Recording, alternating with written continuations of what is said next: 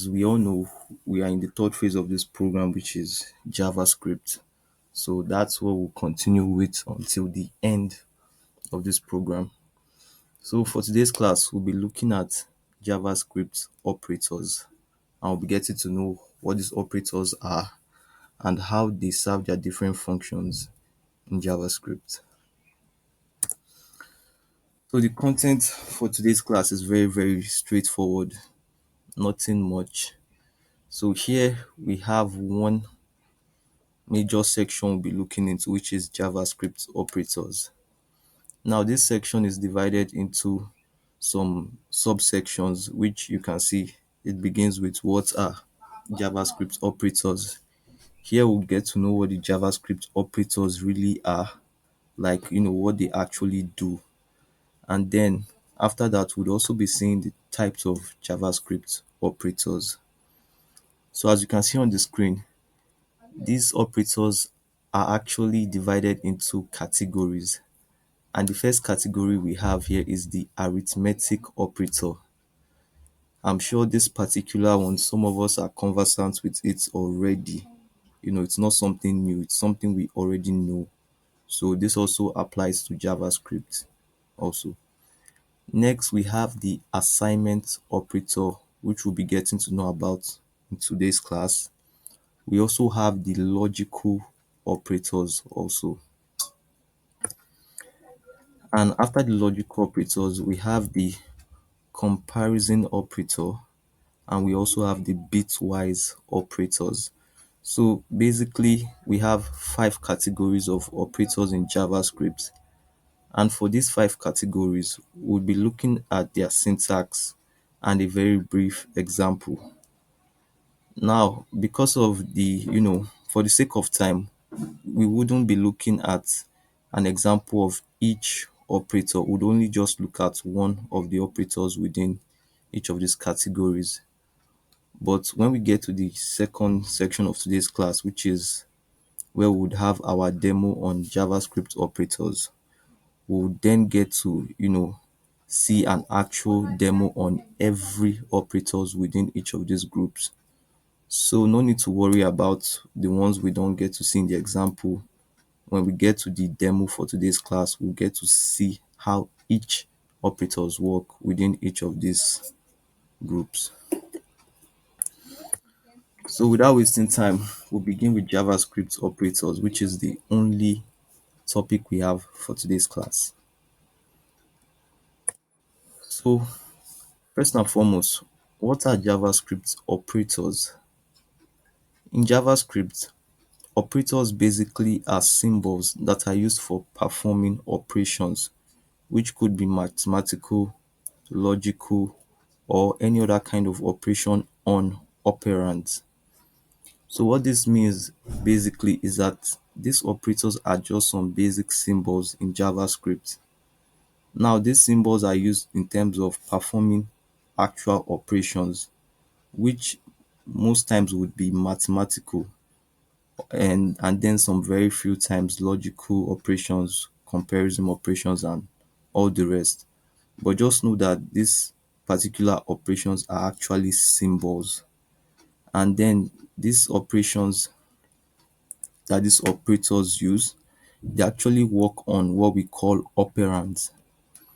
Now, these operands might be new to us, but no need to, get worried about this. What these operands actually mean, it's actually talking about an actual variable or value where this operation will be applied on. So just imagine you have a value of 2 and you have a value of 3. 2 and 3 in this case are actually known as operands, and any operator between them, it will actually serve a particular function. So imagine you had an addition operator between 2 and 3. That is definitely under the arithmetic operator. And in that situation, 2 and 3 are actually operands.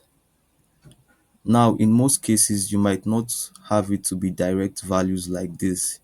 You might actually have it to be a variable name which would hold a value. Either ways, the operation will still take place. So next we have the types of JavaScript operators, and as we saw in today's content, they were actually five in number, which we also have here on this screen. So we begin with the easiest category of operators, which is the arithmetic operators. So I said before that some of the operators under these arithmetic operators are actually what we already know about. Only very few of them are new to us. Next, we have the assignment operators, which is also in JavaScript. We'll get to know what this particular operator is all about. Next, we have the comparison operators. Now, this operator is basically used to compare. So it's quite different from the arithmetic and the assignment. We'll also get to know how this one works. Next, we have the logical operators. It's it's a bit similar to the comparison operators, but then there are some slight differences in the two. So we'll get to see how the comparison operator and the logical operators are different. And lastly, we have the bitwise operators. We'll also get to see what these operators actually do. So without wasting time, let's begin with the first operators we have. So here we have the arithmetic operators. Now, these arithmetic operators, very briefly, are used to perform arithmetic operations on operands. So, for those of us that know math very well, I believe we all know maths anyway. At one point in our lives, we've definitely done something that required calculation or math. So, these particular operators actually perform arithmetic operations, which some basic ones could be addition, subtraction, multiplication, and division. We already know, those kind of operations. We've done them before. So don't be surprised. It's still the same in JavaScript, nothing different.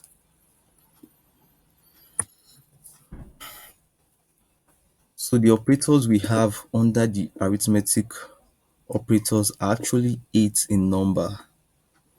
And as you can see on one side of the screen, we have the operators listed out. And then on another side, we have the operations that these operators actually do listed out also. So for the first operator, we have the plus symbol, which actually carries out the addition operation. So this means that the plus symbol here is for the purpose of adding.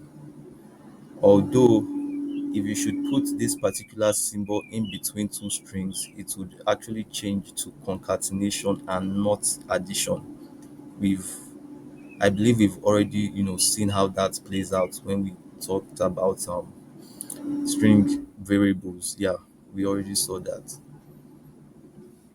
So the next operator we have is the minus operator, which is for the purpose of subtraction.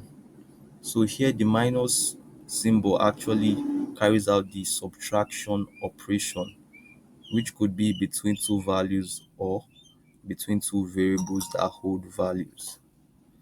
Next, we have the multiplication operator, which is represented by the asterisk symbol.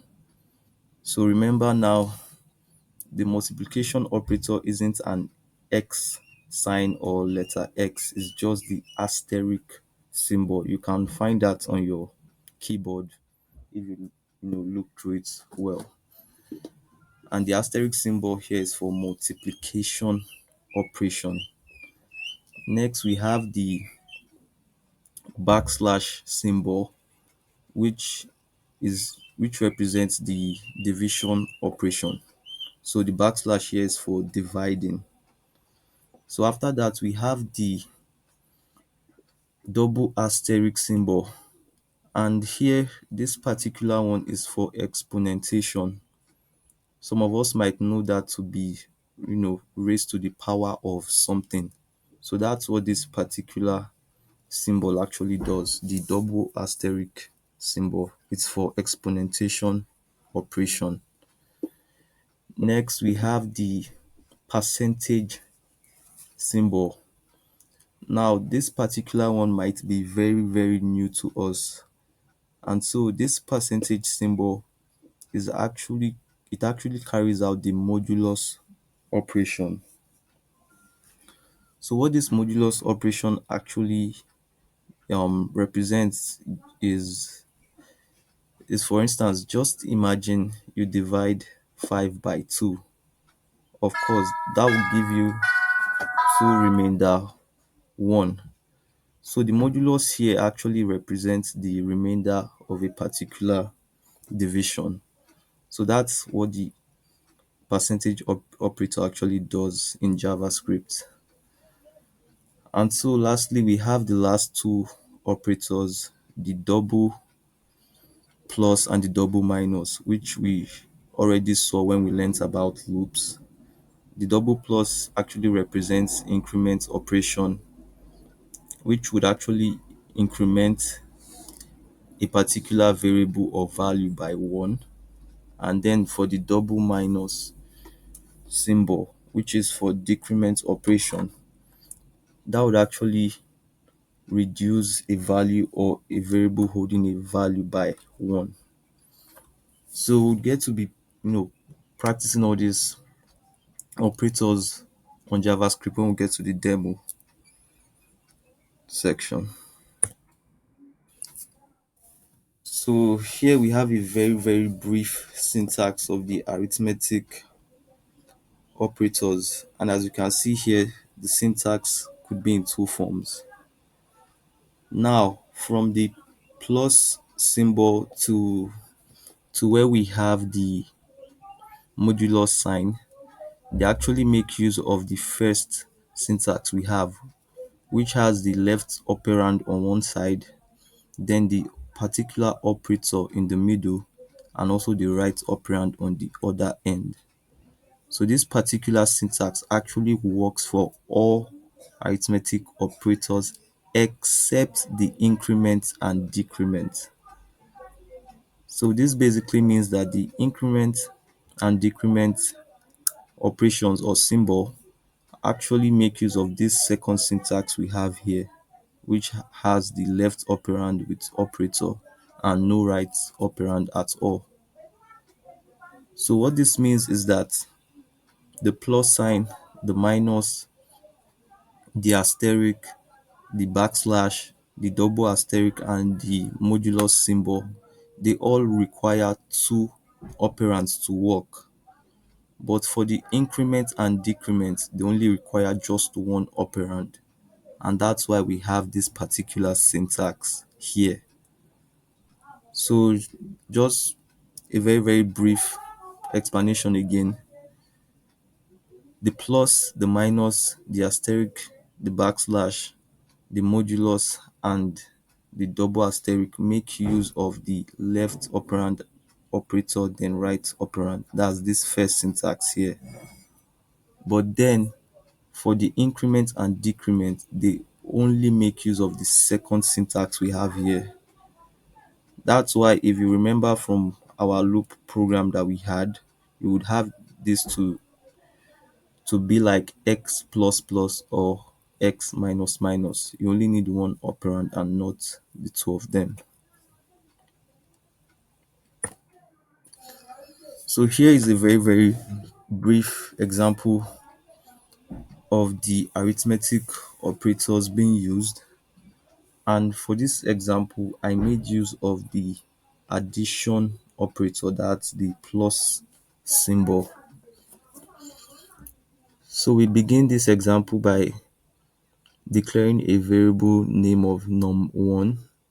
It has a value of 32. Next, we have num2 with a value of 24. So looking at these two lines, we actually have two variable names which hold integer values. Now we have another variable name again called add underscore num. Now this particular variable name is being assigned the sum of these two variables we have here. That's num1 plus num2. So this plus here actually represents the addition symbol or the plus symbol, which is under the arithmetic operators. So after this, we have our document.getElement by id.innerHTML, which we already know. This is used to output a value on the HTML element. And so this output here would give us the addition of 32 and 24, which is 56. So this means that the add underscore num variable name here will hold the value of 56 after performing the addition of this variable name of num1 and this variable name of num2. So this is very, very briefly how the addition symbol works. It's very easy to use. It's not difficult. So for the other symbols, we'll get to see how those ones actually work when we get to VS Code. Yeah, so next we have the operator precedence. And for many of us who probably know maths very well, we already know what we call this. So the operator precedence actually is like the particular operations that we have the highest priority. So this precedence actually works from the highest priority to the lowest priority. So for this operator precedence, it begins with the parenthesis, which is the open bracket and close bracket. Now, this parenthesis here is not an arithmetic operator, but any operator you have within this parenthesis would be executed first if you have a very, very complex expression. So after this parenthesis, you have the arithmetic operators, coming after it, and then the order of priority actually begins with the increment operator, which is the double plus symbol. After which we have the decrement operator, which is the double minus. After that, we have the double asterisk, which represents the exponentation operation. So the exponentation operation actually has the third highest priority in this arithmetic operators as a whole. Next, it is followed by the multiplication symbol, that's the single asterisk. After that, we have the backslash symbol, which represents division. Then we have the modulus, which is represented by the percentage symbol, and it's actually for the remainder of a particular division. And lastly, we have the addition and subtraction. So this basically means that in a situation where you have multiple operators appearing there, just imagine you have a complex expression and you have an addition operator, a minus, division, asterisk, multiplication, all in one complex expression. They would actually follow this operator precedence in terms of what operations would be performed. So here you can see that the multiplication comes before the addition. So just imagine you had an expression like 2 asterisk 3 plus 1. Now you have the asterisk and the plus in that kind of situation. Normally, some people might expect the addition to work first, which would be 3 plus 1, which will give you 4. Then 4 times 2 will give you 8. But that won't be the case here. So what would rather happen would be the multiplication operation, which will be 2 times 3, which will give you 6, then plus 1, which will give you 7. So in that situation, your answer would be 7 rather than 8. And so knowing about this operator precedence is very, very important in knowing the particular operation that will perform first. Because if you don't know this, then you won't have an idea of what operation actually took place first before yielding the answer you have. And if you had a situation whereby you were to be the one to solve it yourself, you would actually get a wrong answer if you don't follow this operator precedence.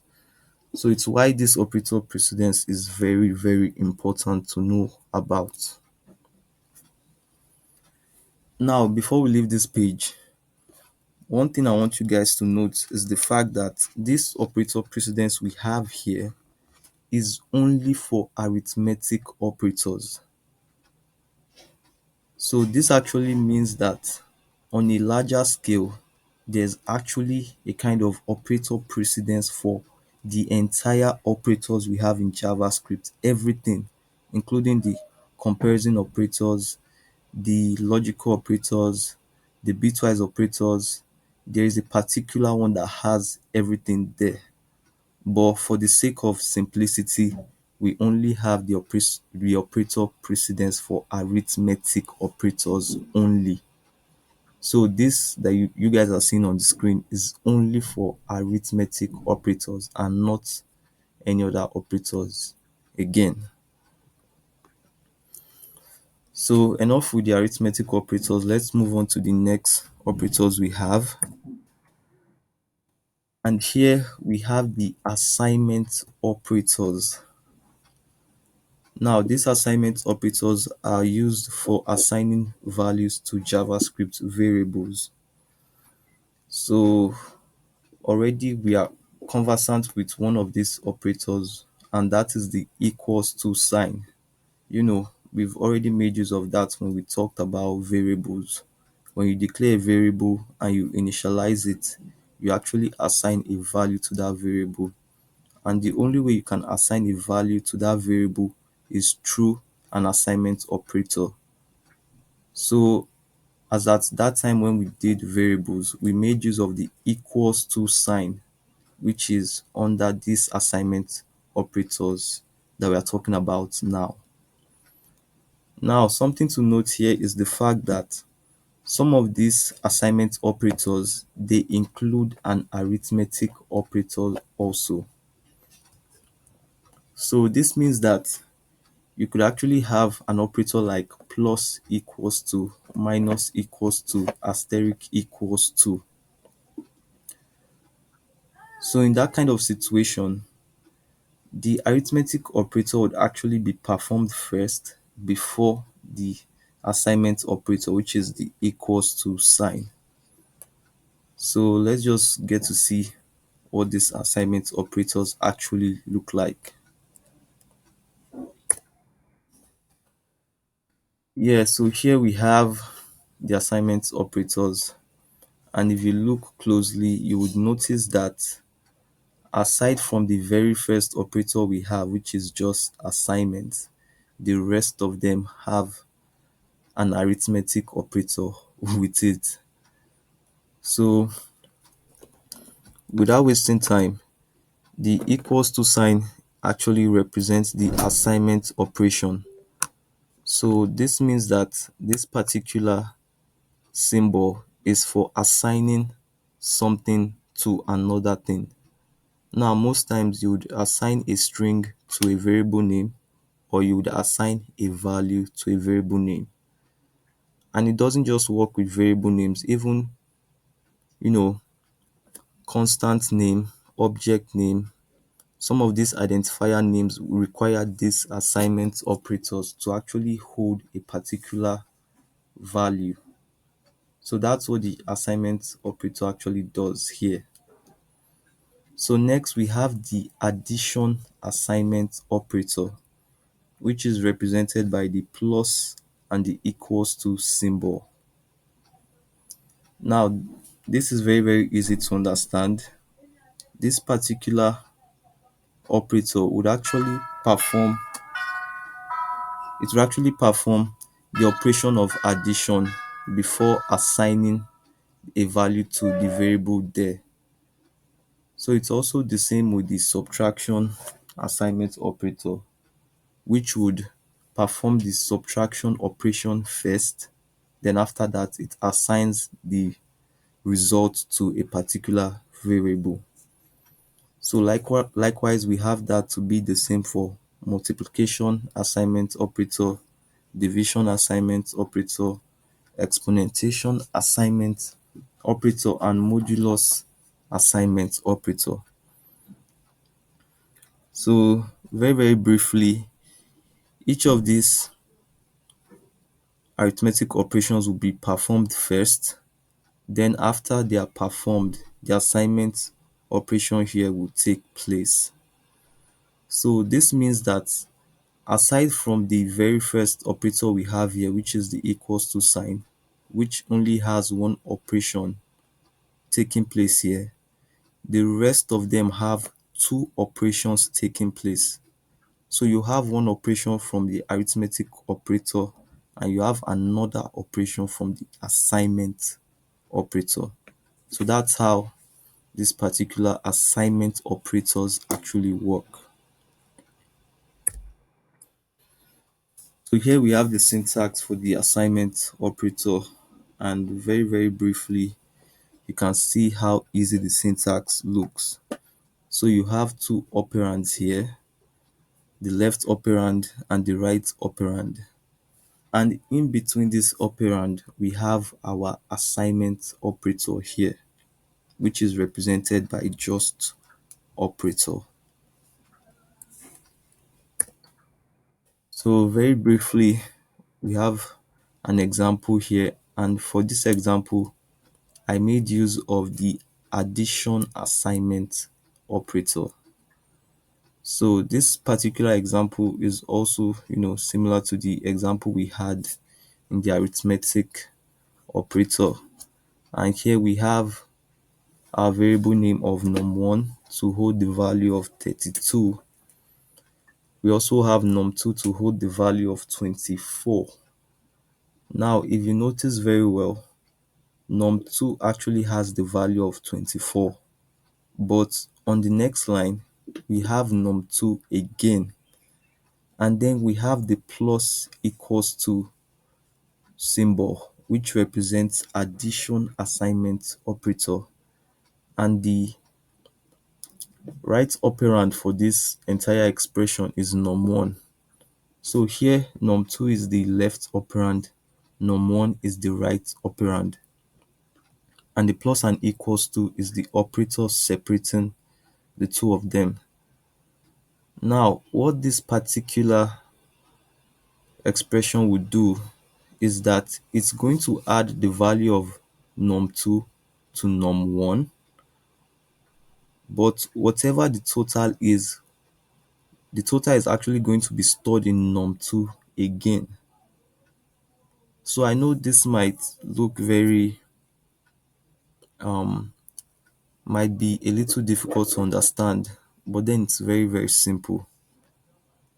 Just imagine you had num2 equals to num2 plus num1. That is exactly the same thing that is happening right here. But instead of writing it as num2 equals to num2 plus num1, you can actually write it as num2 plus equals to num1. So here the value of num2 would actually hold the sum of num2 and num1, which is 56. So the output for this entire program will be 56, which we had also in the arithmetic operator section. The only difference there is that when we saw the arithmetic operators, this particular value was assigned to a new variable that was add underscore num. But here, this particular value of 56 is going to be reassigned to an existing variable, which is the num2 we have here. So not to worry, we would see how all this actually work when we get to VS Code. So the next category of operators we have is the comparison operators. Now, the comparison operators are used for performing logical operations, and these logical operations actually determine the equality or difference in values of variables. So what we'll be checking here in these operators would be if two particular variables or values are equal or if they are not. So basically, this particular operator actually returns a Boolean value as its result. So this means that for any operation we perform with these comparison operators, would actually have a result of either true or false. So you are going to have one of these two results. This particular one doesn't return is a string name or a value. No, it only returns true or false. So very briefly, these are the operators we have under the comparison operators. And you can see that it begins with the greater than symbol, which you can see here. We already know about this greater than symbol because we all did math. So this isn't something new. We've heard of this before. Next, we have the less than symbol, which is the inverse of the greater than symbol. It faces the left hand side, while the greater than faces the right hand side. So after this, we have the greater than or equals to symbol. So this actually connotes something that is greater than or is at least equal to that thing there. And after this, we have the less than or equals to symbol. So this means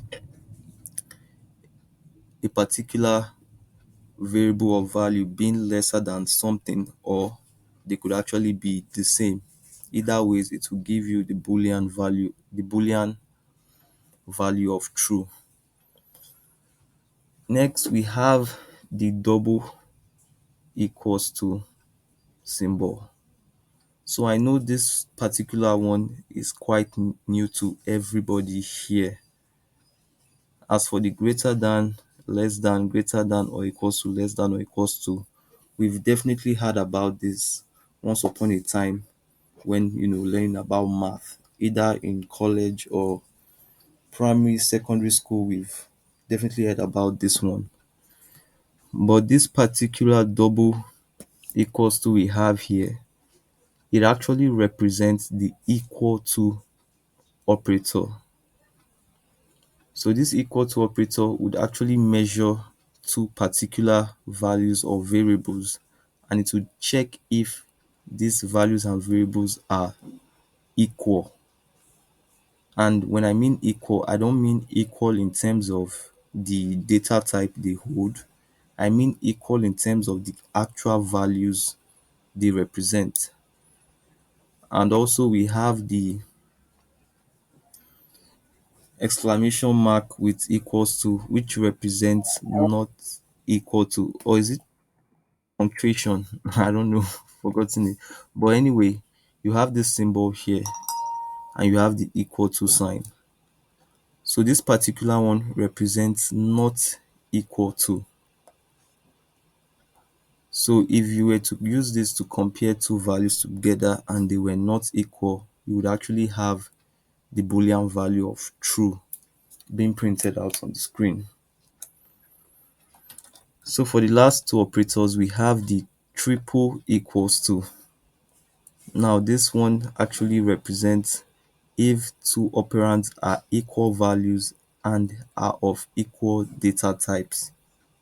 So this particular operator here actually checks for two things. First, it checks if the values are equal, and it also checks if the data type is equal. And also we have the other one, which begins with the punctuation mark and also the double equals to, which has the not equal to and the not equal type. So these are the operators under the comparison operators, and we'll get to see how this actually works when we get to the practical demo of today's class. So here is a syntax of the comparison operators, and it's very, very brief. You have your left operand, you have the operator, and then we have the right operand. So it's very, very similar to the assignment operator.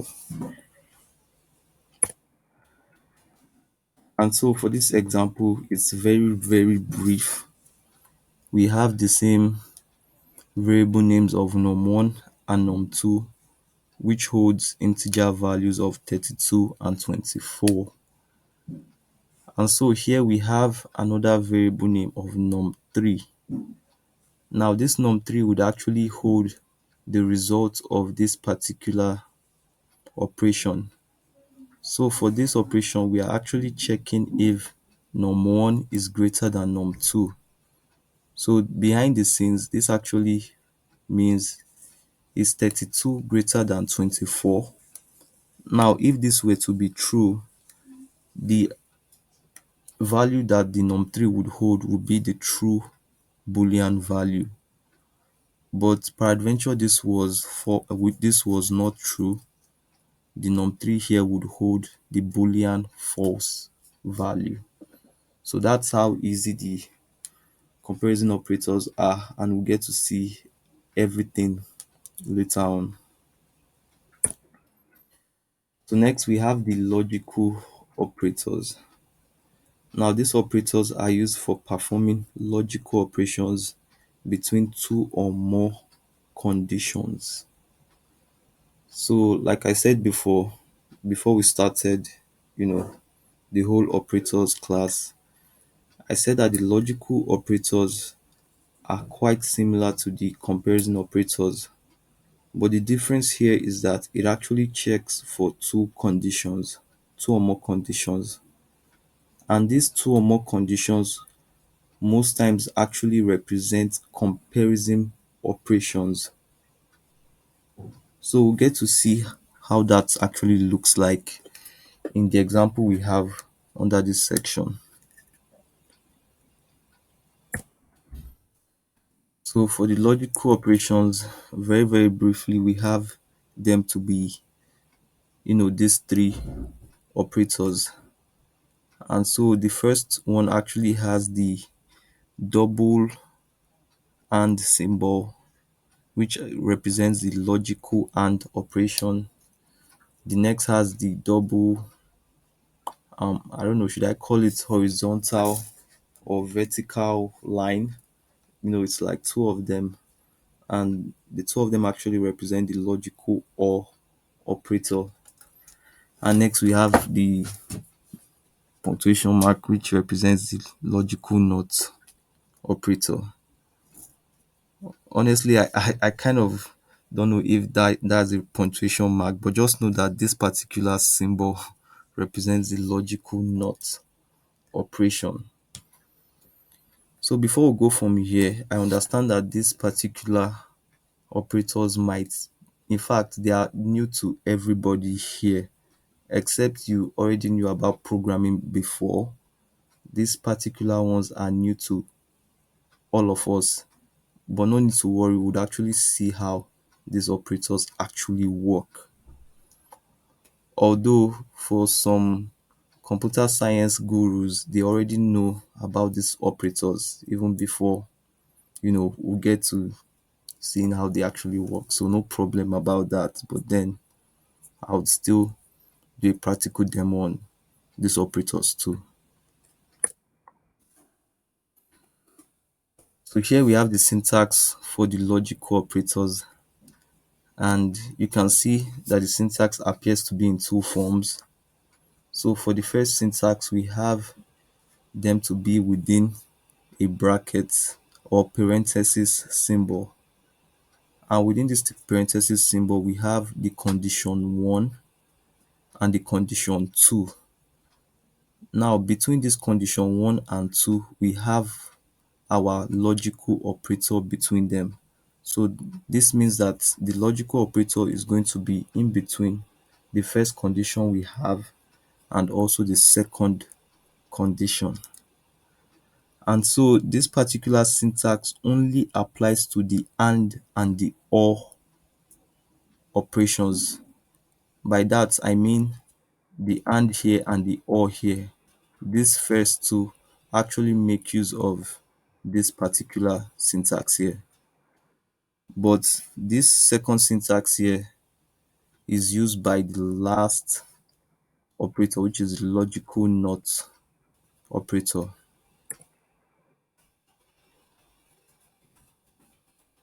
So here we have another brief example also, nothing difficult. And here we have the variable name num1 and num2 that we've been using today. They hold the value of 32 and 24. And so we have num3, which is assigned an expression. Now this expression has two conditions. And as you can see, the first condition actually has a comparison operator, which is the greater than sign. So for this first condition, we are actually checking if num1 is greater than 30. And if you look at the num1 very well, num1 here holds an integer value of 32, which obviously is greater than 30. So for this condition we have here, we have this to be true. So that means our condition 1 here is true. Now the next thing we check is the condition number 2, which is this one we have here. And here we have num2 lesser than 20. If you look here, num2 has the integer value of 24. Is 24 lesser than 20? No, of course this is false. So we have the condition 1 here to be true, and we have our condition 2 to be false.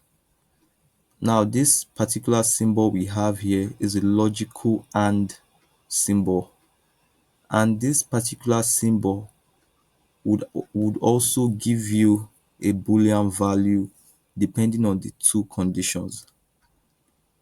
But now here's the thing with this value, with this symbol. This particular symbol we have here would only give you the value of true if condition 1 and condition 2 are true. So this means that even if even when we have this to be false and this one here to be true, the entire expression altogether will be false. And that's because the logical AND symbol is in such a way that both conditions must be true before it gives you a value of true. So that's how the logical AND symbol actually works. But for the logical OR symbol, which is represented by those vertical, slashes, that one actually will give you a value of true if either of the conditions are true. So for this particular example, we have the logical AND symbol, and our result for num3 here is actually false and not true, even despite the fact that this condition 1 here is true. And that's because for this to be true, this one here has to also be true. So this applies for even more, multiple conditions, but most times you'd only have this to be two conditions here. So just know that for this particular logical AND to be true, both conditions must evaluate as true. If one of them is false, then everything altogether is false. So I guess we still have one more operator, and that's the bitwise operators. So the bitwise operators are used for performing bitwise operations on operands. And here, the operands are converted to binary digits before the operations actually take place. So I believe we all know how to convert integer values to binary digits. But if you can't do that, no problem. I'll go over that in the demo of this class, and we'll definitely get to see how these bitwise operators actually work.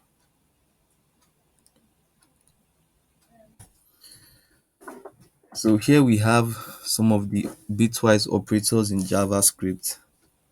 Now, mind you, this is not all the bitwise operators.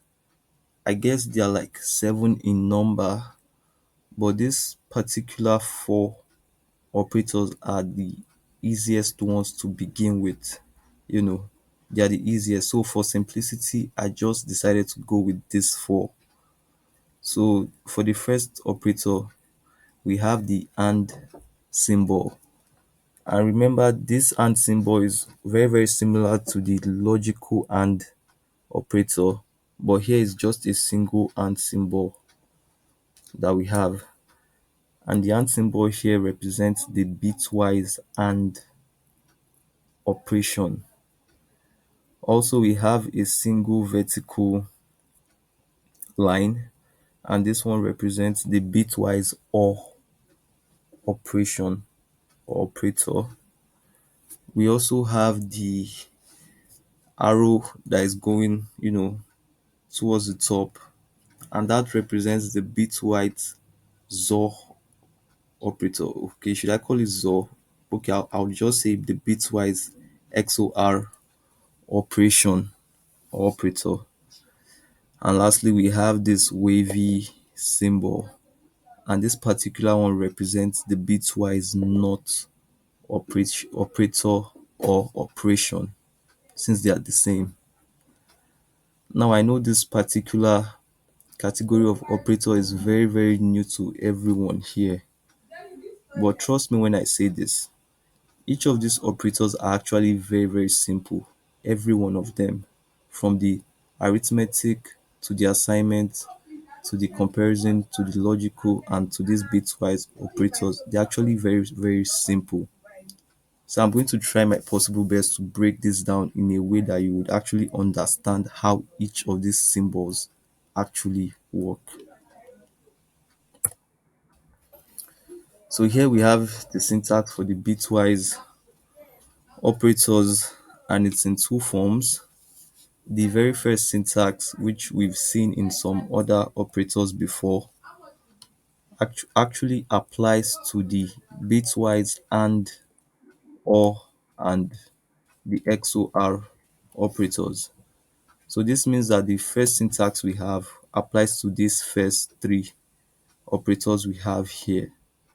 But then this particular one we have here, which is the last symbol, it actually holds this last syntax here, which only has one operand, as opposed to this which has 2 operands here.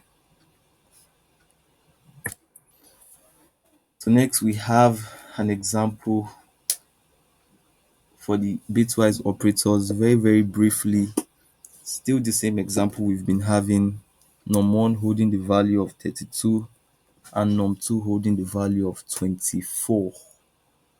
Now, you can see very well that we have the add underscore num, which is our third variable in this entire, you know, example. And this particular variable holds the value of num1 with the with the bitwise and sign and num2. Now, like I said before, for the bitwise operators, the values that these variables hold will be converted to binary digits. And so 32 here has its own binary value, 24 also has its own binary digit. And so these digits will be compared one against the other. That's each of the digits individually would be compared. And whatever result you get, the result would actually be assigned to this add underscore num we have here. And so for this example here, the output turned out to be 0. Yeah. So I know many of you might be wondering how 34 32 and 24 had a result of 0.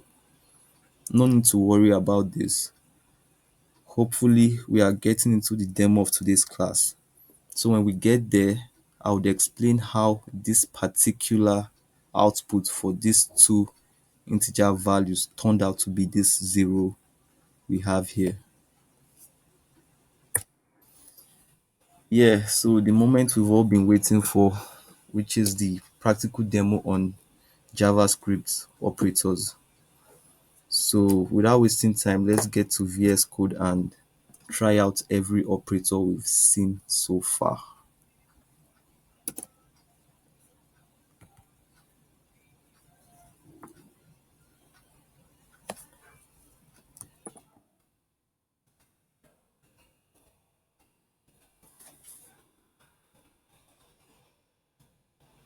Okay, so now we are back to the VS Code, and I wouldn't waste time with this. We just have something very, very quick.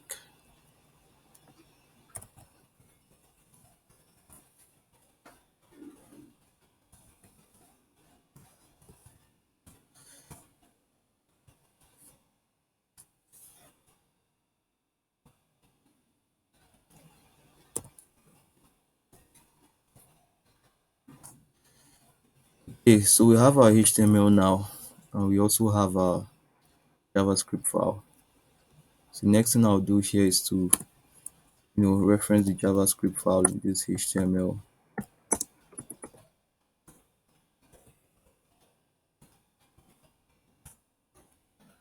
And after this, the next thing I'll do here is to define the values we want to make use of through the whole demo. So I'll make use of a heading read tag, and I would say first first value is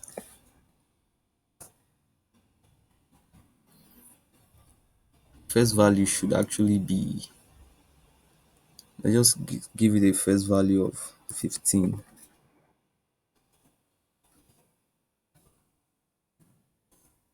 Second value would be 20. Yeah, so we're making use of 15 and 20 as the values for this demo. Okay, we have the first value to be 15 and the second value to be 20. So the next thing we'll be doing now is making use of the arithmetic operators. So this particular one is very, very easy to use, and it's the simplest of all. So we'll begin by declaring them, and I would say let the first underscore value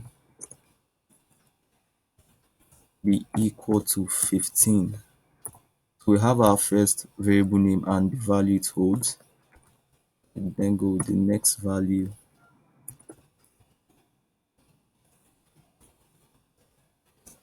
and this would be 20. Or better still, we could actually have the ones we had in the demo. So I guess that's 32 and 24. Yeah, let's just have this one. Since we've already seen them in the example, it'll be 24. So now we have our two values. So the next thing we'll be trying out is the addition operation. So for this case now, because of how much these operators are, I'll be doing just one example per operator. So do not expect me to do addition operators, multiple times. I'll just do one and then we'll move on to the next operator. So for the addition operation here, we'd have the add underscore num, which will hold, the first operand, that's the left operand, will be the first value, then with the plus symbol, and then the right operand, which is the second value. Now, mind you, you can actually place it anyhow you want. If you want the second value to come before the first value, it's actually fine. The addition operator doesn't really take reference to where the values are placed. But then for the exponentation, that's where you would actually need to define which would come first and which would come second. So here would have the document dot get element by id.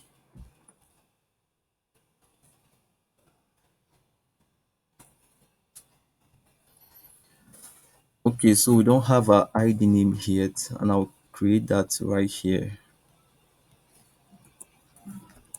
We'll have the p. Within this p, would have a span tag. So this span tag is where we would render the results of the operation. So here I would say addition is equals to,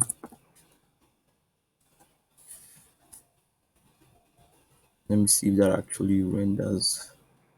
Okay, yeah. So we have addition is equal to, so here I would have the result of the operation we are performing in our JavaScript file. So we'll give the span tag an ID name. I'll call this, just call this add. So we have add here, dot inner HTML. Already we know what we'll have next. We'll have the add underscore num.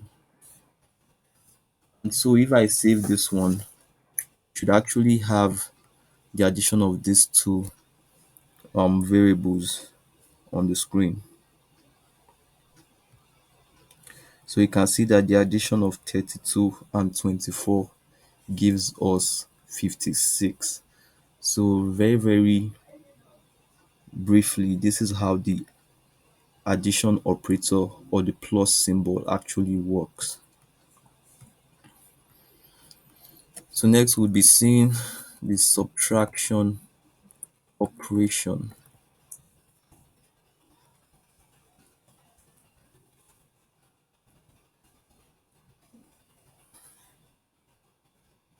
So we'd actually assign this to a new variable name. I'll call this sub underscore num, and here would have the first value minus the second value.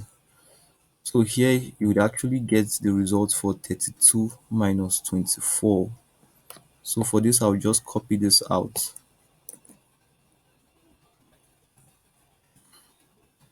and then I'll create another p tag. So we are going to have multiple p tags for this demo, span tags too. This will be subtraction.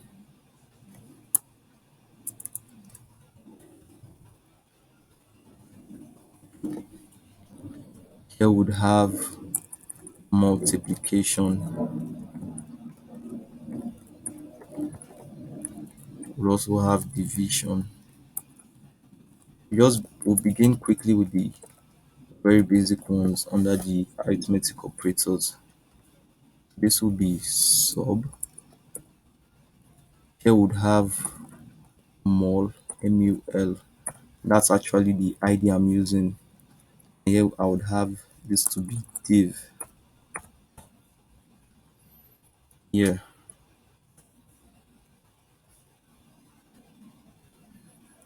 So I would actually change this to sub. And now we should have subtraction of the two operands.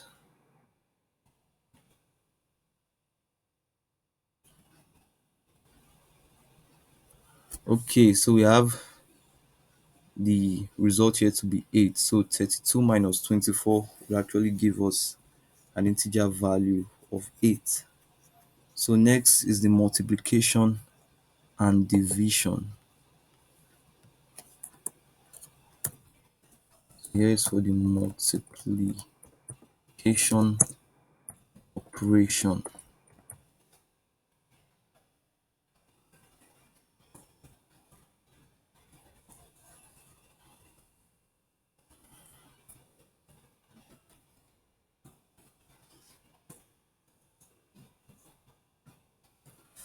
Okay, so we've not defined the variable to hold this. So here we'll have let underscore mul underscore num.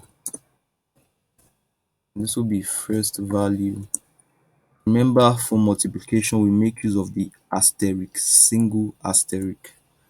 So this will be first asterisk, the second value. So for this, you have mul underscore num. And so we should have the result of 32 times 24, which is 768. So here you can see the result for the multiplication of the two operands. So this is actually how easy it appears to be in JavaScript. Lastly, we have division.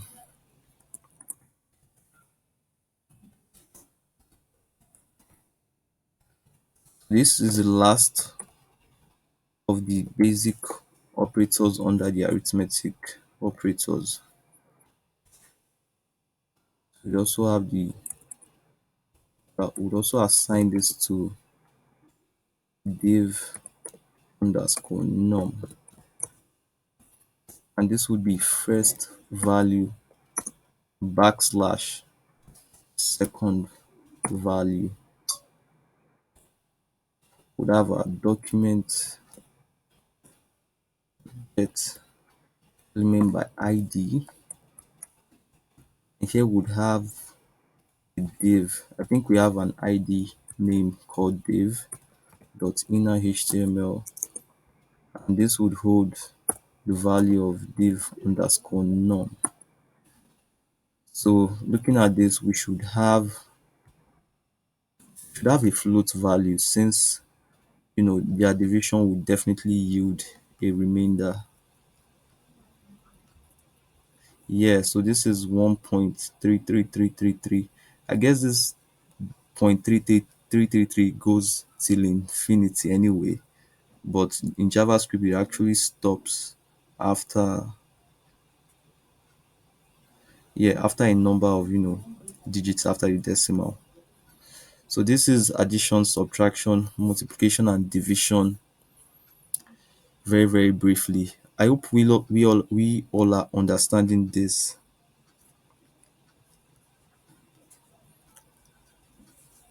Sorry, are we getting this?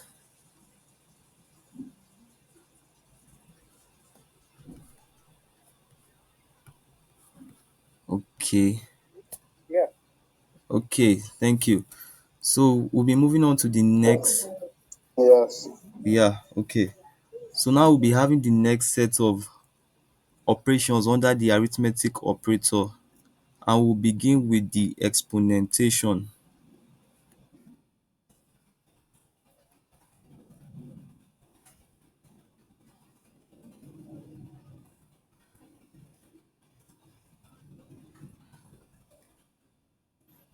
Okay, so for this exponentation, I'm not going to make use of the first and second value, and that's because the result is going to be very, very large.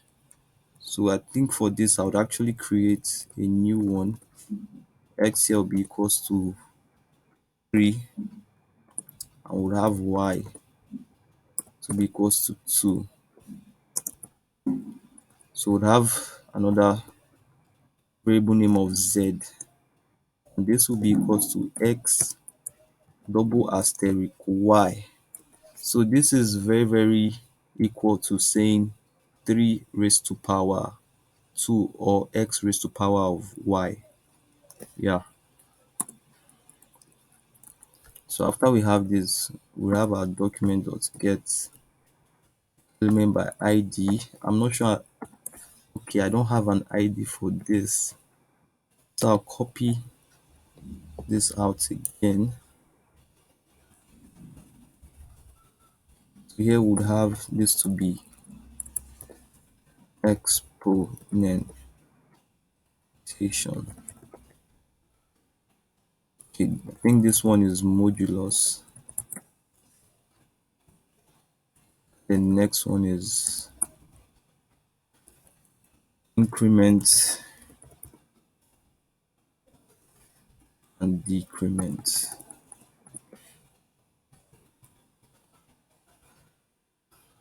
Okay, so the ID here will be exp.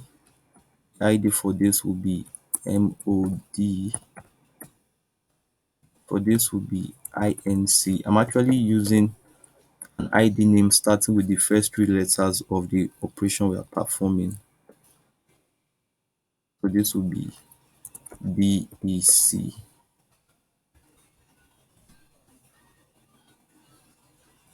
So here we have the exp ID dot inner HTML, and this would be equals to the variable name of Z.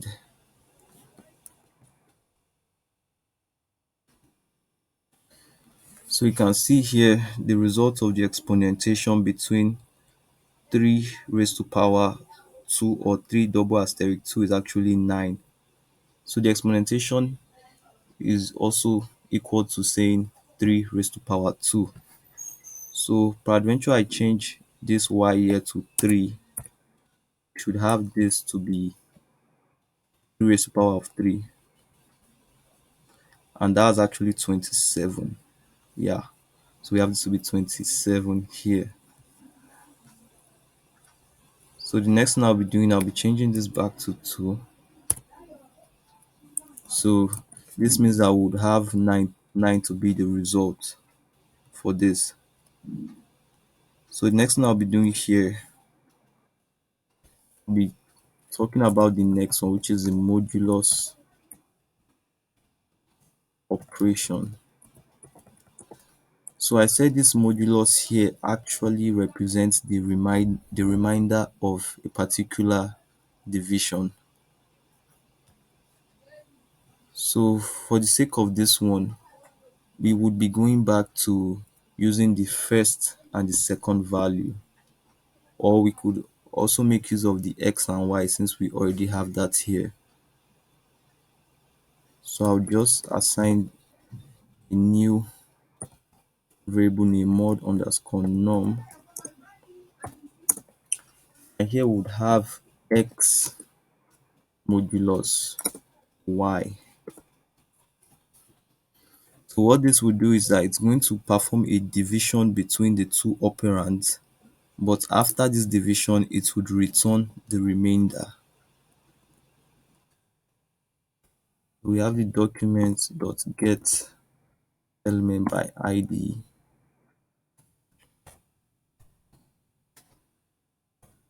mod dot inner html,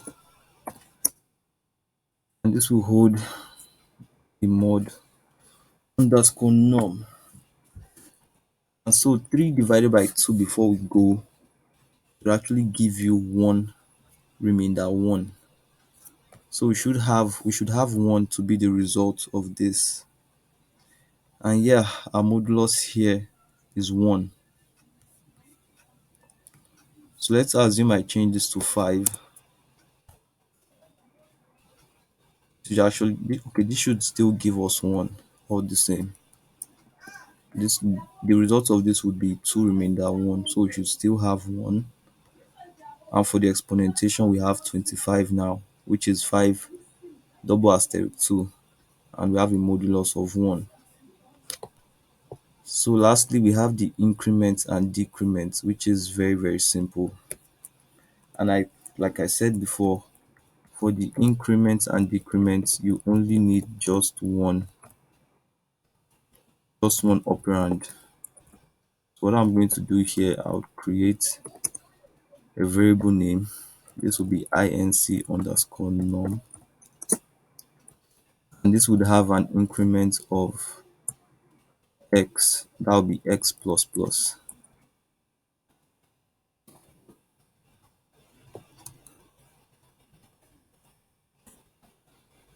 So here we have the ID name of, I guess it's inc. Okay, yeah, it's inc we have here.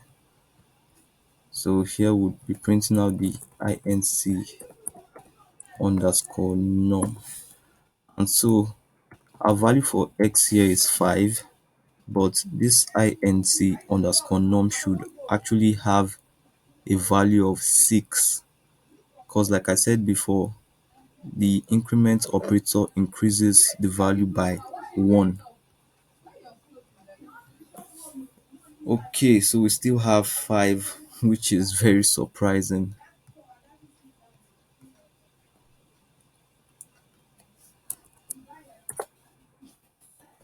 Or we could also have it as plus plus x. Probably we might have this to be 6. Okay, yeah, so we have this to be 6 in this situation. Okay. But then mind you, the x plus plus isn't wrong, is also correct. For those that were here when we treated looping, you would notice that we actually had this to be x plus plus in the for loop and not plus plus x. So that brings me to this particular point, and which is the fact that you can have this increment operator to be before a variable or after a variable. So you can have this to be x plus plus, or you can have this to be plus plus x. But what plus plus x would actually do here is the fact that it's going to increment the value of x before doing any other operation. But for x plus plus, it would actually print out the value for x before performing the operation of increasing the value by 1. So that's actually the difference of x plus plus and plus plus x. I'm guessing for the loop, we actually had it to be x plus plus, but for this, I would leave it as plus plus x. So next, we have the decrement operation. This will be dec underscore num. So I guess we already know how to create a variable name. I don't need to go over this again. So since the x plus plus doesn't work, I'm guessing what would work here would be minus minus x. But also remember that x minus minus isn't wrong, it's also correct. But you probably make use of this when you're working with loops. This will be minus minus x.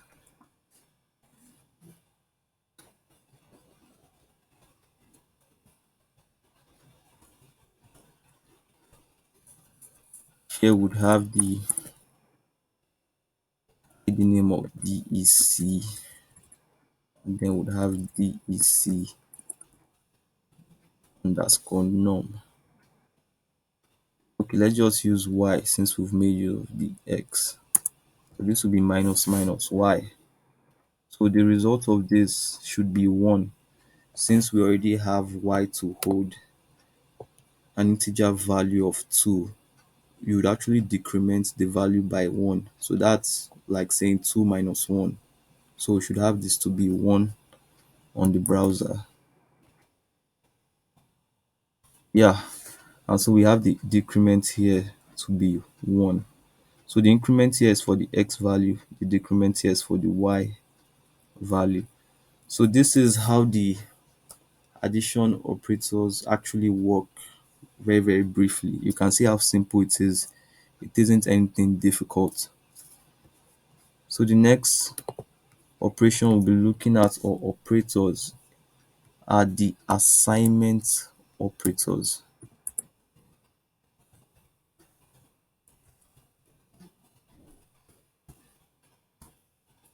So we have the first assignment operator, which is actually the equals to symbol, or the assignment. Okay, yeah, the equals to symbol, but it represents the assignment operator. And as we all know, the assignment operator is used to assign a particular value to a variable. So for this, we would also have okay. So I think for the sake of time, would actually comment all of this out. Yeah.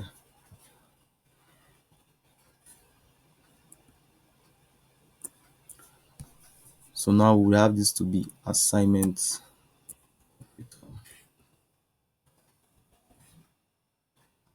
And funny enough, we've already made use of the first assignment operator, which is the equals to symbol in these two statements we have here. So you can see that we have the equals to symbol that's here and also here too. So we've made use of the first, assignment operator. So to print this out, all we need to do is document dot get element by ID. Now I'll be using the add here dot inner HTML. Now I'll be printing out the first value. So where we have addition, we should see the first value, which is 32. And yeah, we have 32 here. So that's why I said the assignment operator assigns values to a variable name. So we have the value for the variable name of first value here, which is 32. So next we'll be looking at the assignment addition operator. So I'll change all this. This will be, this is addition already.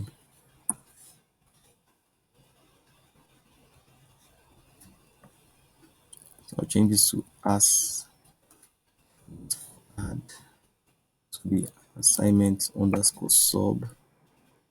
Here would have assignment underscore more.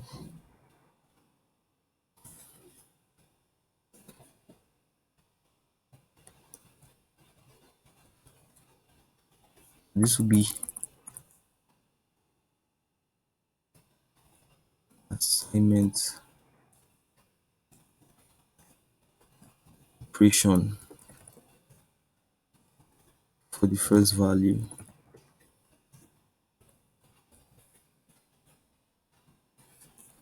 This will just be as.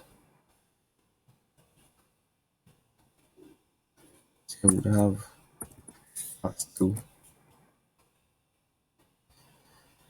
Okay, so we have the particular, value for this variable name of first value, which is 32. So for the next ones, we'll be having the addition assignment operators and others. So for the addition assignment operator, I would make reference to the second value for this. The second value would have the plus equals to and then the first value. Next, I'll make use of the document get element by ID, and we'll be printing this with the ID name of, we have this to be as underscore add.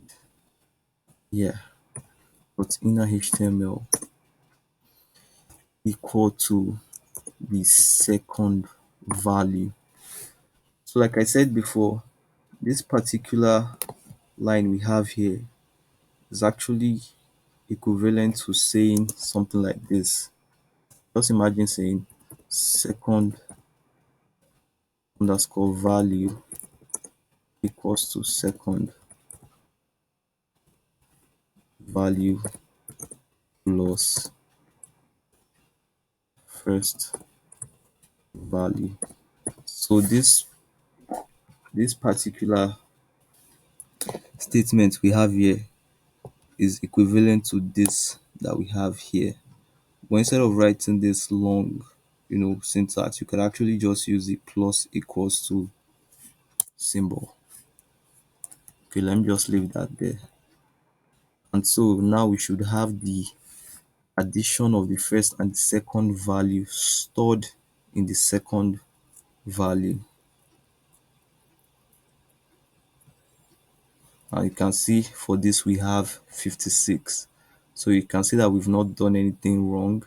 It still gives us the same value of addition, but it also assigns this 56 to the second value, which is already an existing, to the second variable, which is already an existing variable in our code. So next we'll change, I'd actually copy all of this because of time. So here would have the minus symbol.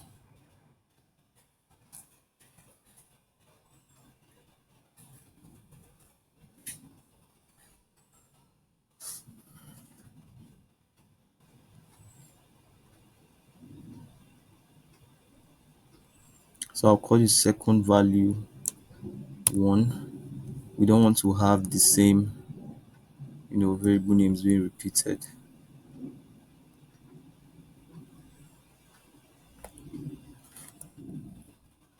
Or we could actually just comment this out for the addition.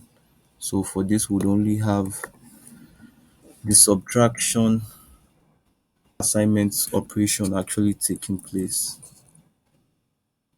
And here we have that to be minus 8. Yeah. So this actually means the second value would be equals to the second value minus the first value. And so you would know that 24 minus 32, which would not which is not, is not proper, since the first value is lesser than the second value. It would actually give us a negative result, which is why we have minus 8. So if we wanted to have 8 on the screen, we'd actually have the bigger value, which is the first value minus the second value. So for this, we should have 8. Okay. Oh, we have 24. I guess we have an error somewhere. Okay, yeah. So here, this is meant to be the first value. So now we should have 32 minus 24, which is 8. And we have 8 here. So this actually works the same for multiplication and division and modulus also.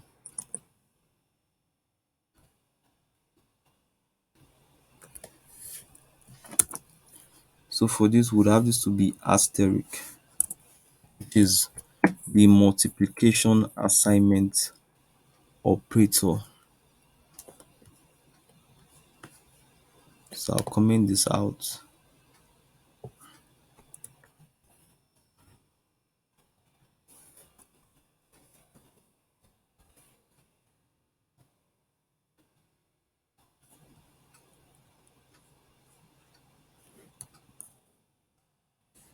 And here we would have 32 times 24.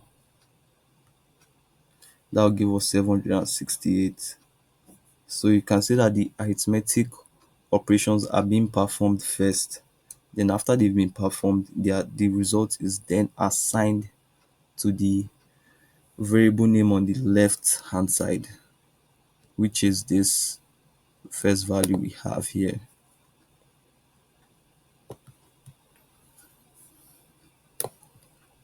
Wow, we still have quite a lot to try out, but notwithstanding, we'll try out everything. So for the division, we'd also have that too. So I'll change this to slash second value. So this actually would be 32 divided by 24, and whatever the result is, it will be assigned to the first value. So I think for this we have an ID of div.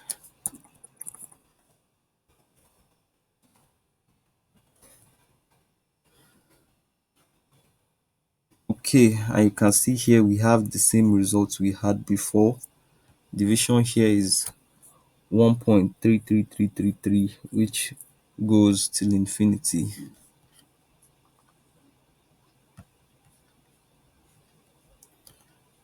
So that's how it works with the division assignment operator.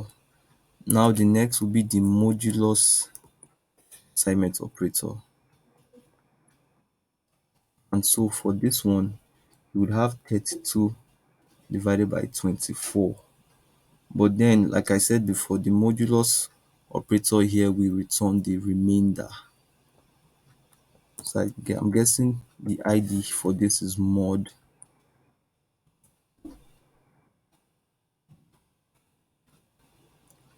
Okay, so for the modulus, we have the value of 8. So this means that 24 in 32 would actually go one time and then with a remainder of 8, which is why you have the modulus here to be 8. So we skip the exponentation. So I'll be going back to that too.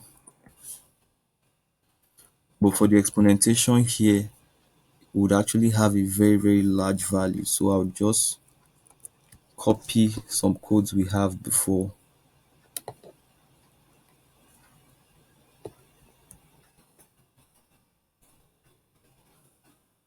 So this way we don't waste time typing out code again.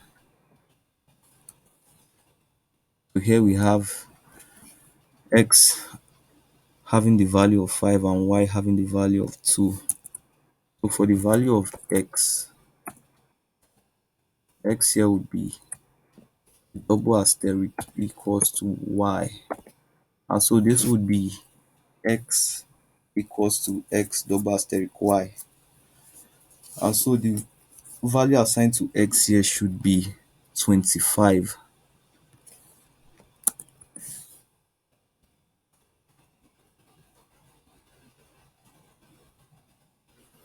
Okay, yeah.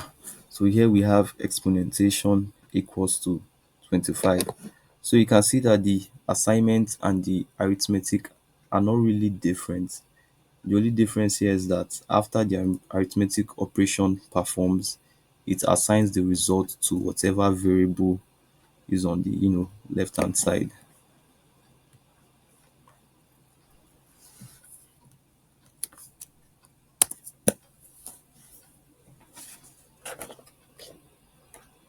So I guess that's that for assignment operators here. So let's still comment this out again. We won't be needing this anytime soon. We move on to the next category of operators, which is the comparison operators.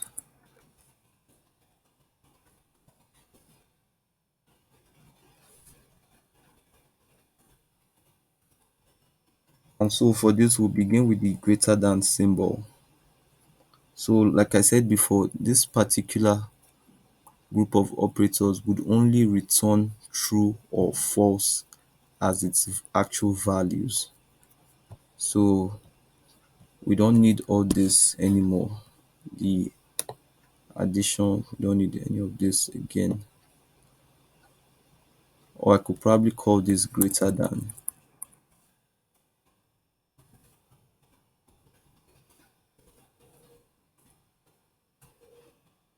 This would be less than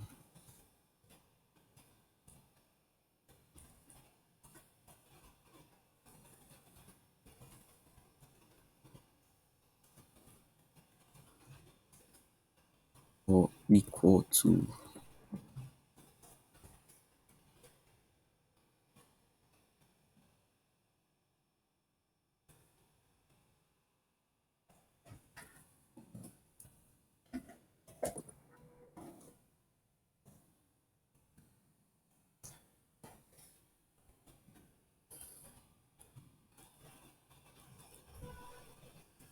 It would have it to be equal.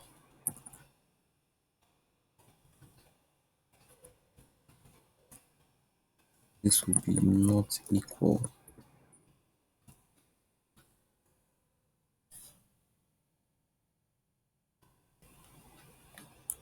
Here we have this to be equal type and value.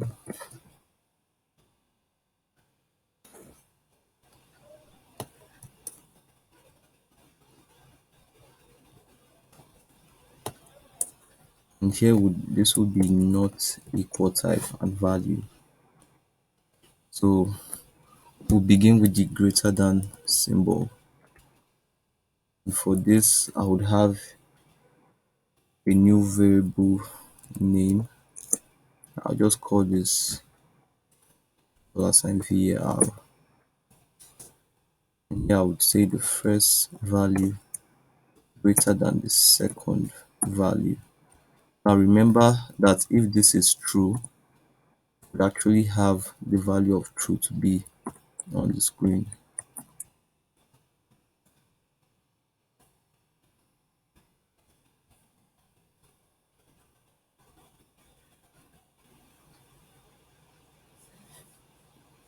Okay, we don't need this anymore.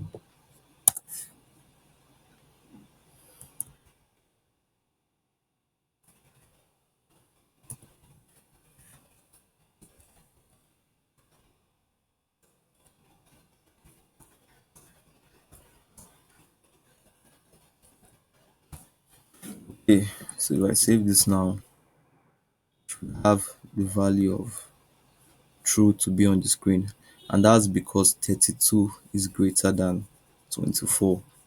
So you can see that it's not a lie, it's actually true. So if I should try this with the next symbol, which is less than sign, this would actually give us false.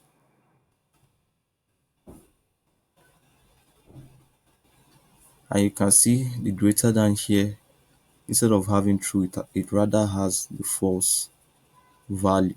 And that's because 32 is not less than 24. 24 rather is less than 32.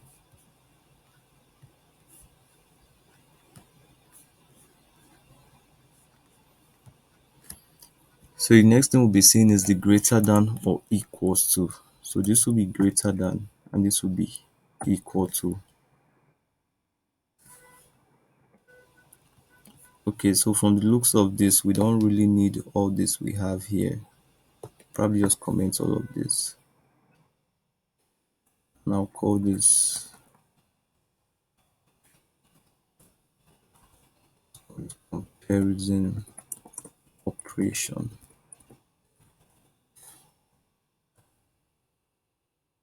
Okay, so we'd have our operations being performed, you know, it will be rendered, the result will be rendered here. So for the next one, greater than or equals to, this would still give us true, and that's because 32 obviously is greater than 24. So we still have the true value here. But peradventure we had this 32 here to be 24, 24. This here would give us, it would still give us true. It would still give us true. But let's imagine I remove this equals to sign here. If I should remove this now, let me just comment this so this doesn't confuse anybody. If I should remove the equals to sign now, this should give us false. And you can see that we have false here. And so this is because 24 obviously is not less than 24. They are the same. So this would actually not work. So the next one we'll be seeing is the less than and equal to. So this would check if the first value is lesser than the second value or equals to. So from what we can see here, 24 is not less than 24, but is equal to 24. And so because they are the same, this would still give us the value of true again. So irrespective of having less than or equals to or greater than or equals to, once the two values are the same, you would always have true for each of those two operators. But if we were to have the greater than here, this would give us false because 24 is not greater than 24. Yes, so I'll be changing this back to 32. And the next operator we have here is the equal to operator, which is connoted by double equals to sign. So this double equals to sign here would actually check if the two values are equal. 32 and 24, are they equal? Let's see. Of course, this is false. 32 and 24 are not equal. But if we had 32, 32, it would give us true because they're equal. So we have true here. Now let me just surprise you. So what I'm going to do now is I'm going to have this 32 not to be of a number data type but of a string data type. So I will add double quotes here and here. Now you would know that this 32 here is now a string and this one here is now a number or is still a number. But we are going to check if the two values are equal. And so if I save this now and go back to the browser, we still have a value of true. So this actually means that 32 here being of a number data type and 32 here being of a string data type are actually equal. So this means that they are equal in terms of their values, but no, they are not equal in terms of the data type. So this particular double equals to symbol we have here only checks for the value and not for the data type. It only checks for the value. And so because 32 here when rendered on the browser would obviously appear as 32, and this 32 we have here when rendered on the browser would also appear as 32 the same. It will actually take the two of them as equal values despite the fact that they have different data types. So the next operator here is the not equals to, which has this sign and then the equals to we have here. So of course, for the equal to give us true here, this particular one should give us the value of false since they are both equal.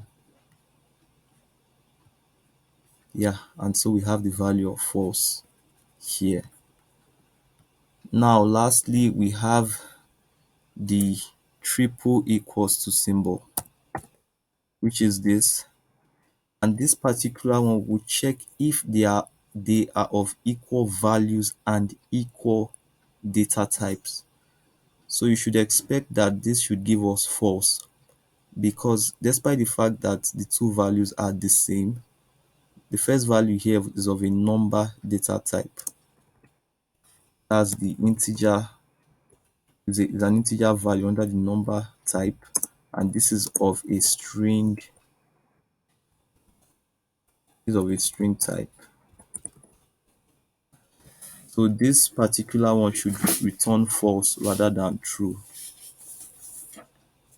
So if I save this now, we'll go back to our browser. You can see it remains false here. But peradventure, I convert this particular one here to a string.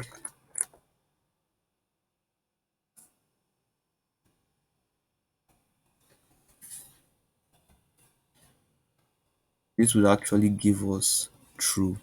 So that's actually because the two values are the same, they are of the same type and they are also of the same data type. So I'll change this back to the way it was.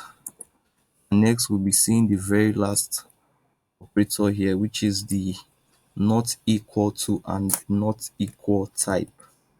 That begins with this mark here and then this particular symbol and then the double equals to sign. So this would actually give us true since they are not the same, they are not of the same type.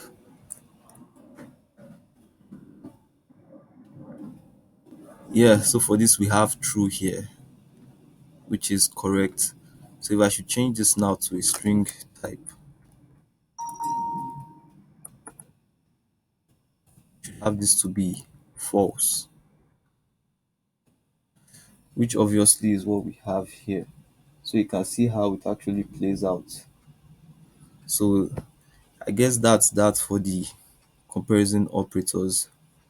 The next one we have is the logical operators. Wow, the operators are really a lot. So I'll be changing all this back to the way they were before. This will be 32 and this would be 24. So for the logical operators, we have basically three operators: the logical and, the logical or, and the logical not. And I said that these particular operators compare two conditions together. So I'm going to have a new variable name. I'll just call this $sign var. And inside this bracket, we would have two separate conditions. So our first condition would be to check if the first value is greater than 30. We'll make use of the logical and, which is this symbol we have here. And our second condition would be if the second value is less than 20, which is exactly what we had in the example under this section. So if you notice very well, the first value is 32 and 32 obviously is greater than 30. So for the first condition, we'll have this to be true. But then for the second condition, which is the second value lesser than 20, which would actually mean 24 is lesser than 20, which is false. So the second condition here would be false. Now I said before that for this entire expression to be evaluated as true, both conditions must be true. So because the second condition here is false, then the entire expression is false. And so if I should use our document dot get element id,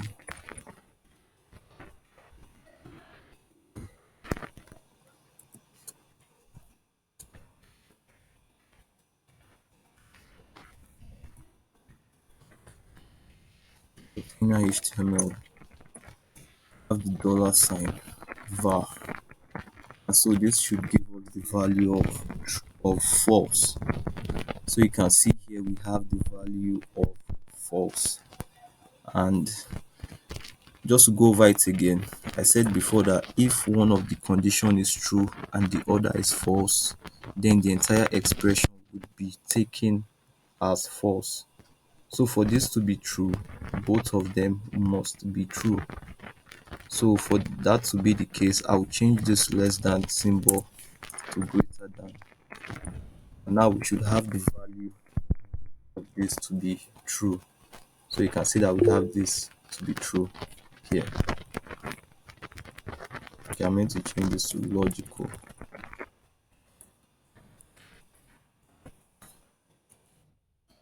So the next operator we have is the logical or operator, which has this critical symbol. Yeah, so this particular symbol we have here, the two of them actually represent the logical or operator. And for this one, I said that if either of them is true, then the entire expression is true. So if I should save what we currently have now, what we currently have now is true for this expression, for this condition here, and the second condition also is true. 32 is greater than 30, 24 is greater than 20. So this would give us the value of true, which we have here. So we have this to be true. Also, if I should change this to something incorrect, which is the second value lesser than 20, of course, 24 is not less than 20, but this entire expression would still evaluate as true. So if I should go back to the browser, we still have true here. It doesn't change. So that's how easy the logical and the logical or operators actually work.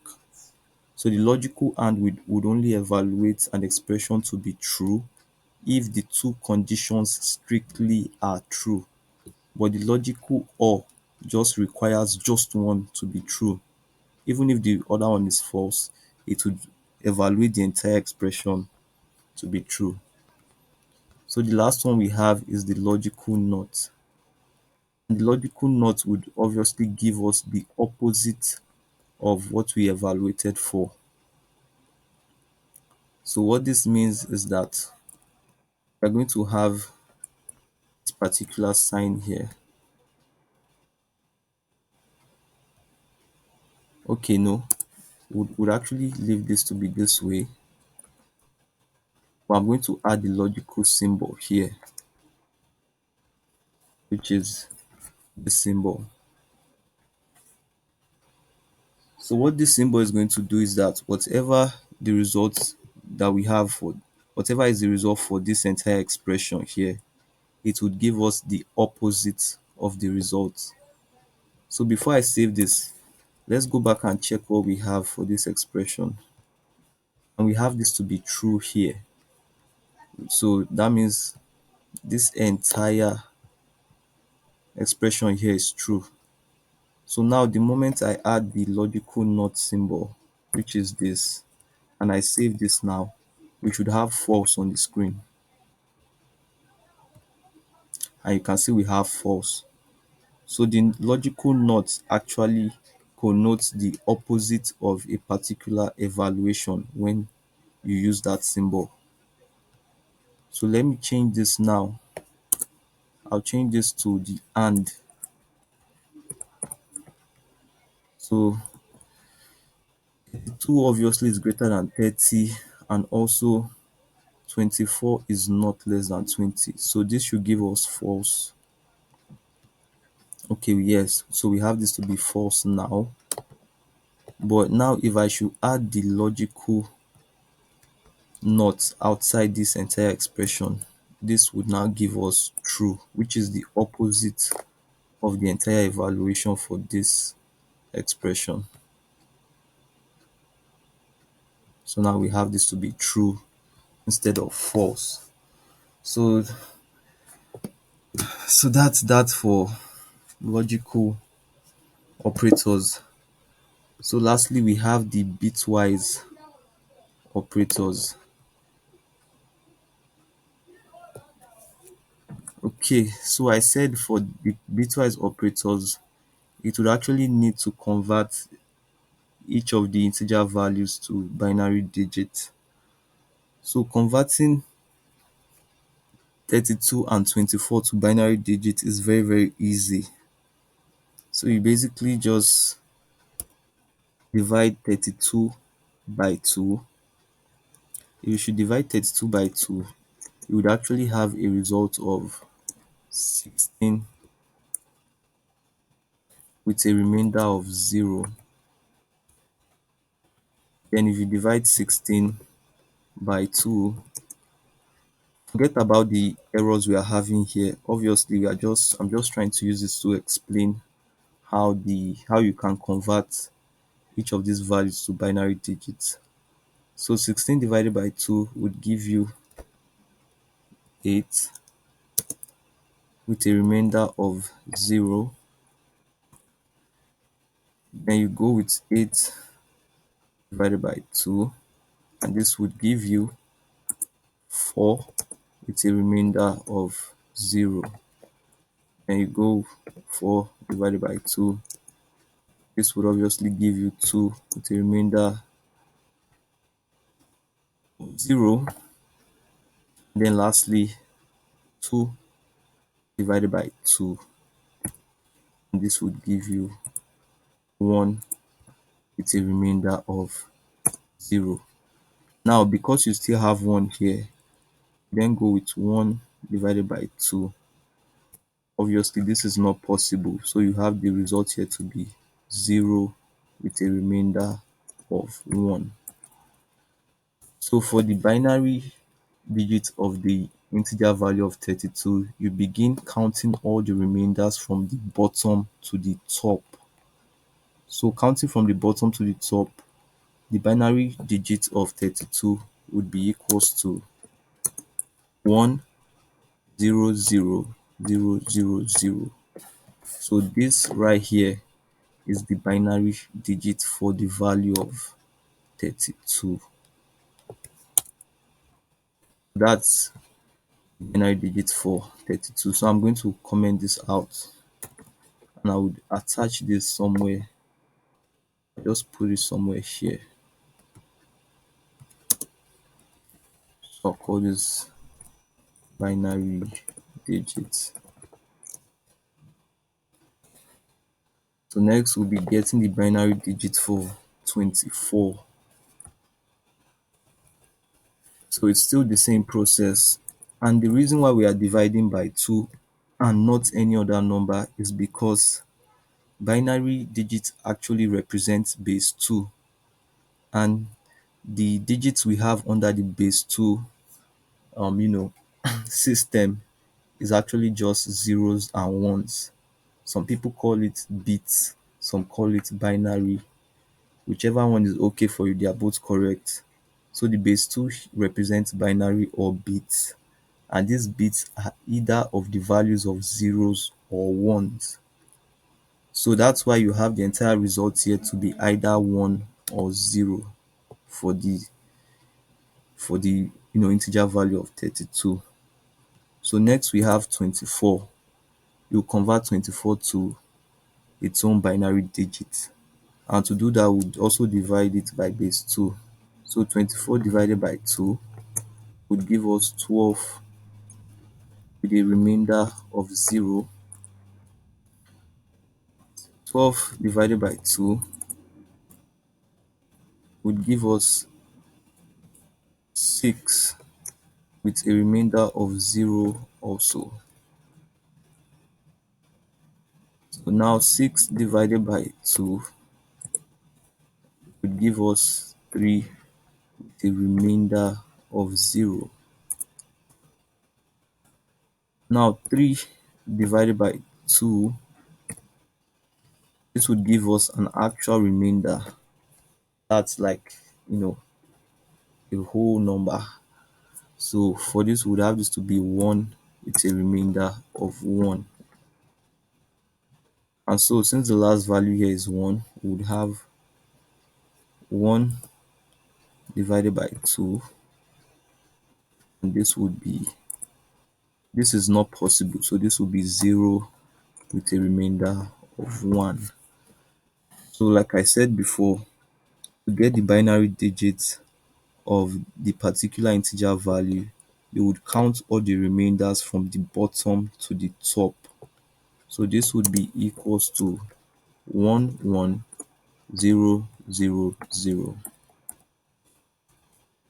So our binary digit for 24 is actually 11000.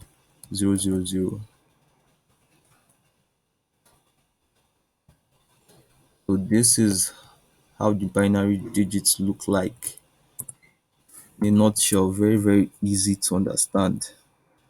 Now, if you notice very well, the binary digit for 32 is in a particular number of bits. So each of these digits we have here actually represents bits. So this is actually in 6 bits. So I'm going to make this two binary digits to be in 8 bits so they are the same. So I'll add 00 here, and now we have them to be in 8 bits. So next I'll also make this also in 8-bit by adding zeros at the beginning.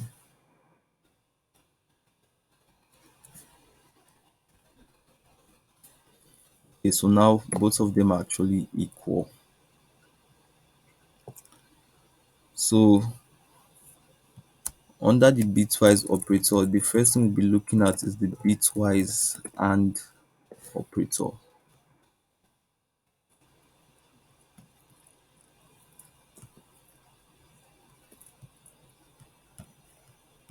So and for this, create a b underscore num, and I will say 32 to be equals to the first value with the bitwise AND symbol, which is this, and then the second value. Now from the example we saw in today's class, this actually gave us a result of 0. And I'll explain why that is.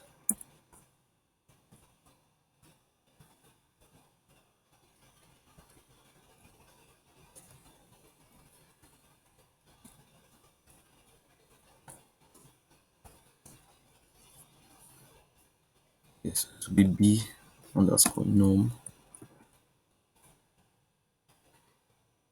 And so you can see here we have this to be 0. So it actually is actually true. It's not incorrect. So the reason why this is 0 is this. Now that we have the binary digits for these two integers to be of the same length, the next thing we will do is to compare each one that is above with the one below it. And so for the bitwise AND symbol here, it compares two particular bits, one from the first integer and the other from the second integer. Now, if those two bits are 0, 0, the result will be 0. If those two bits are 1 to 0, the result will still be 0. If the two bits are 0 to 1, the result also will still be 0, except they actually have their bits to be 1, 1. Then you would have the result here to be 1. Now, let me explain. Let me just quickly show you how that is. I would have the equals to here, and I would say, I'll comment this and I would say bitwise and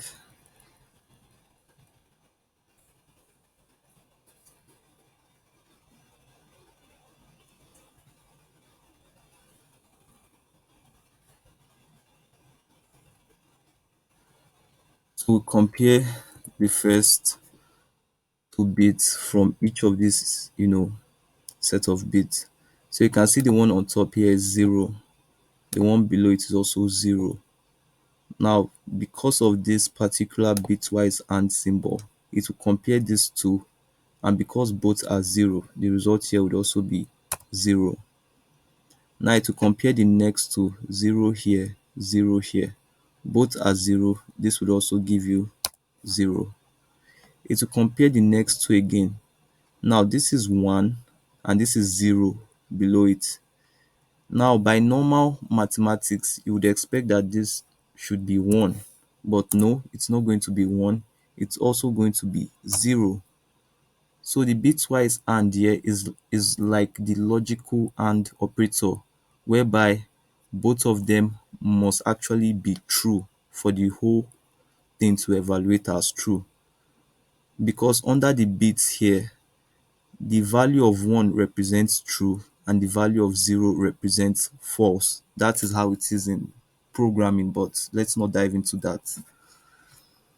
So here we have the first bit here to be 0, we have the one below it to be 1, and because both of them are not strictly 1, 1, this would also give you 0. Likewise, you would have the same thing, the next result 0, and you can see for the rest of them from here to here, they all have zeros.